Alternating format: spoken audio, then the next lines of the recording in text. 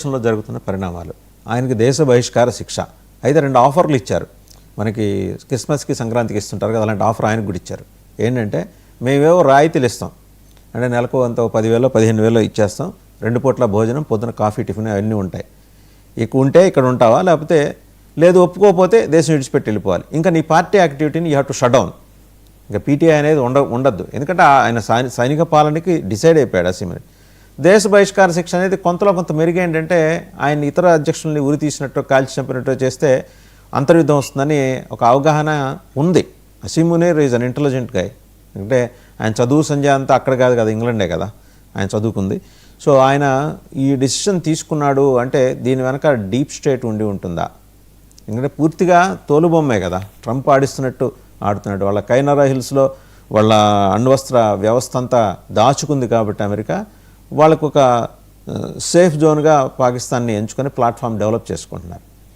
ఎలాంటి పరిస్థితి ఉంటుంది ఎదురవుతుంది ఇమ్రాన్ ఖాన్ గారు? ఆరోగ్యం ఆయనది బాగా క్షీణించింది. ఫిజికల్గా ఆయన ఉన్నారంటే ఉన్నారు. వాళ్ళ చెల్లెళ్ళు కూడా పాపం వెళ్ళి అక్కడ ఆయన చూడటానికి వెళ్తే జుట్టు పట్టుకొని ఈడ్చుకొని లాక్కెళ్ళారు.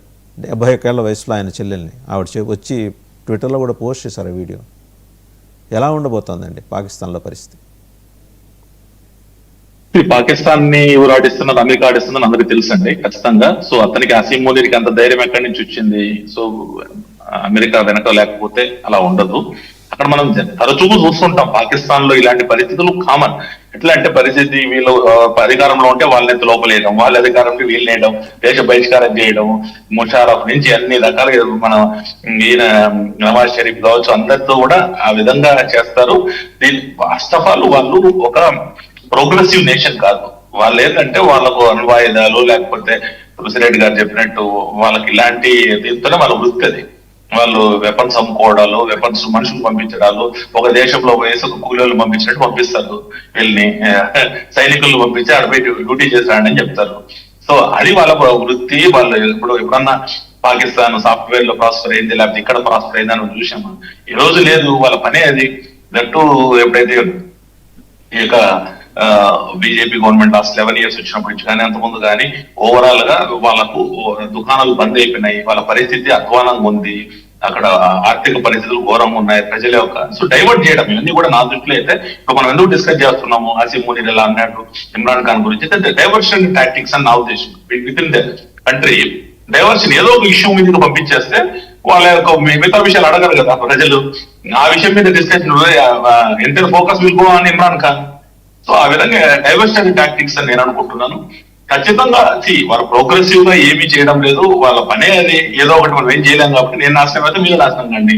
మేము మీతో పాటు పోటీ పడలేము. పోటీ పడినప్పుడు ఏం చేస్తాము, మేము కూడా మా బాబు మేము వేసుకుంటాం, ఇద్దరం వేసుకుంటాం, ఇద్దరం పోతాం, అంతేగాని అని వాళ్ళు ఎప్పుడు కూడా ప్రోగ్రెసివ్ థింకింగ్ ఎప్పుడు రాలేదు. ఇప్పుడు destructive is their attitude, disruption is their DNA. ఎప్పుడు వాళ్ళ జీవితంలో పాకిస్తాన్ మంచి దేశము, ఆర్థిక తీవ్రవాదాన్ని ప్రోత్సహించదని ఎవరైనా అంటాడా? ఏ దేశం కూడా చెప్పదు వాళ్ళ గురించి. సరే ఇండియన్స్ గురించి ఎప్పుడైనా తీవ్రవాదాన్ని ప్రోత్సహించే దేశం అని ఎవరైనా అంటారా? సో ఇవన్నీ కూడా కంపారిజన్ చేసుకుంటే when the compare Apple to Apple, so there country nation యొక్క డెమోగ్రఫీ కావచ్చు, వాళ్ళకుండే ఆర్థిక రాజకీయ పరిస్థితులు కావచ్చు, వాళ్ళు ఇప్పుడు దాకా ప్రోగ్రెసివ్ ఫస్ట్ నుంచి కానప్పుడు ఒక వ్యక్తి కాపీలు కొట్టి పాస్ అవ్వాలని డిసైడ్ అయినప్పుడు ఇంకా బుక్ వేస్తాడు. బుక్ ఎత్తే బుక్ ఫస్ట్ చాప్టర్ చదవడం కష్టం కదా. సో వాళ్ళు అదే దాన్ని ఎన్నుకున్నారు, దాన్ని దృష్టిలోనే ముందుకు పోతున్నారు. మేబీ వాళ్ళు రైట్ ఆర్ రాంగ్ పక్కన పెడితే వాళ్ళ పరిస్థితులు అవి కంపారిజన్స్ అని నేను అనుకుంటున్నానండి. గఫూర్ గారు, పొలిటికల్ అసైలం కోరే అవకాశం ఉందా? రాజకీయ ఆశ్రమం షేక్ హసీనాకి భారతదేశం ఇచ్చినట్టే ఇమ్రాన్ ఖాన్కి కూడా ఏమైనా ఇచ్చే అవకాశం ఉందా? ఎందుకంటే